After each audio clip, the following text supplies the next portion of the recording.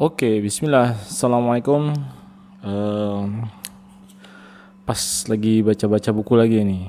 Kemarin pas lagi baca buku las ya, adalah satu buku. Tiba-tiba lupa judulnya. Ada satu buku, judulnya nanti di akhir aja tak ceritain. Jadi di salah satu bagian itu yang ke-15 sini ada judulnya pertama kali menjadi manajer. Cukup menarik bahasan di sini. Jadi ada salah seorang manajer masih muda, umurnya 24 tahun, tapi sudah diangkat jadi manajer. Walhasil di pabrik itu kaget lah ya. Wah, ada manajer baru nih gitu kan. Nah, yang menjadi menarik di bahasan manajer ini adalah dalam satu pekan pertama dia melakukan observasi lapangan. Nah, ini yang membedakan kadang-kadang saya bilang bukan hanya manajer ya, as leader ya. Jadi dia mengamati seksama situasi, kondisi, tanggung jawabnya dia sebagai manajer produksi itu apa. Yang menarik adalah dalam mengamati setiap kejadian, katanya gini, aku selalu mulai dengan sebuah pertanyaan mengapa. Mengapa begini, mengapa begitu. Setelah itu aku berusaha untuk mendapatkan jawabannya. Teknik ini cukup efektif untuk mengenali sebuah fenomena yang terjadi. Oleh karena itu, teknik ini aku jadikan sebagai sebuah metode yang aku sebut tanyakan apa atau ask why gitu ya. Aku mulai mengidentifikasi dengan beberapa pertanyaan mengapa. Nah, ini menarik nih poin-poinnya. Mengapa operator hanya mengenakan celana pendek dan bersandal jepit? Mengapa operator bertelanjang dada tidak memakai baju? Mengapa banyak sampah berserakan? Mengapa tidak ada sapu dan perlengkapan pembersih lain tai di pabrik? Mengapa pekerja tidak meletakkan barang dengan rapi? Mengapa banyak genangan air di lantai? Mengapa banyak keluar uap air dari mesin? Mengapa banyak operator yang menunggu pekerjaan? Mengapa banyak sekali barang reject? Mengapa mesin sering berhenti? Mengapa ada mesin yang rusak? Mengapa barang yang akan dikirim belum diproduksi padahal waktu kirim sudah tiba? Mengapa, dan mengapa? Nah, dari pertanyaan mengapa itu aku berusaha keras untuk mendapatkan jawaban pertanyaannya. Kata manajer itu begitu. Di sini dibilang dia bercerita ya di sini. Jadi dia bahasanya kalau saya bilang di tempat saya itu dibilang kegundahan. Jadi setiap manusia itu punya kegundahan ya. Kok begini sih? Kenapa begini sih gitu ya. Ada sesuatu yang tidak pas atau yang tidak pasti itu, yang tidak sesuai dengan tempatnya atau porsinya, akhirnya dia gundah gulana ya, kegundahan. Nah, disitulah justru bibit mulai itu sebenarnya peran dia dipertanggungjawabkan. Peran dia sudah mulai untuk apa namanya disebut ya, mungkin untuk beraksi lah ya.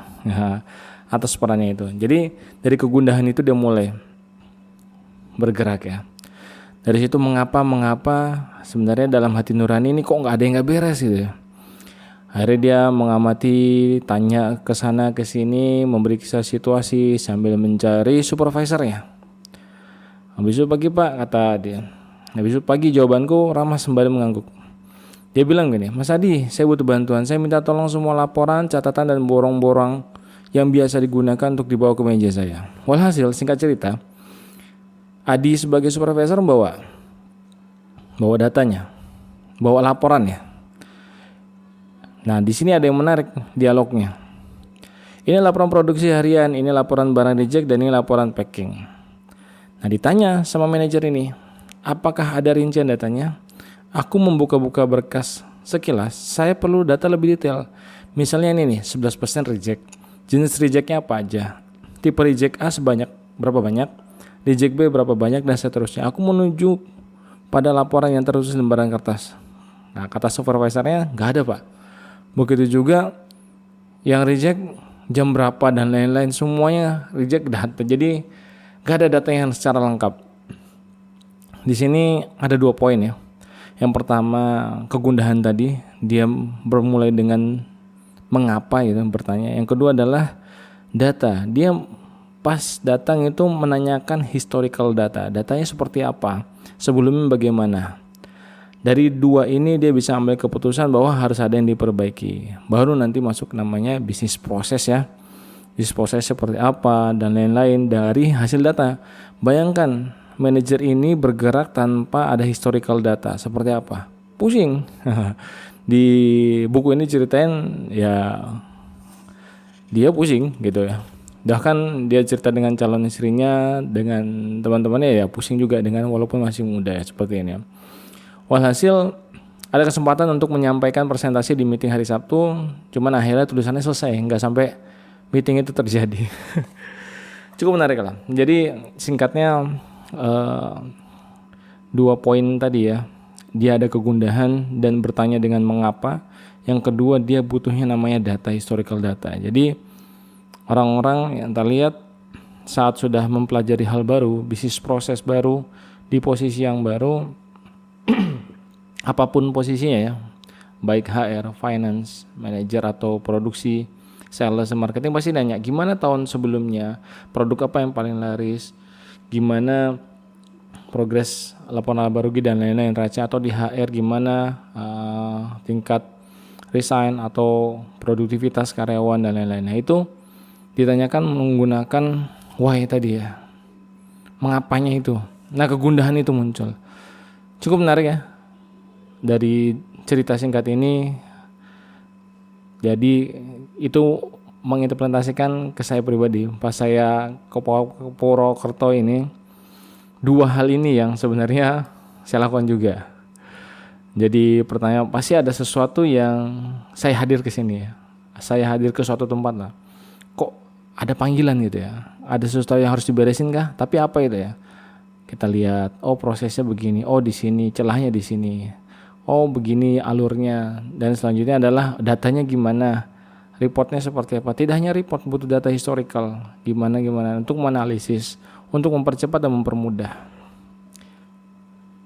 Jadi saat teman-teman sebagai manajer atau sebagai owner atau CEO atau apapun yang sudah memiliki tim atau yang sudah perusahaannya atau usahanya berjalan setahun, 2 tahun, bahkan lebih, bahkan yang baru 2 bulan 3 bulan pasti mengumpulkan data dan menganalisisnya untuk strategi ke depannya. Gitu ya. Kurang lebih itu aja. Oh ya, buku ini saya ambil dari ceritanya The Manager, novel bisnis karyanya Pak Armala.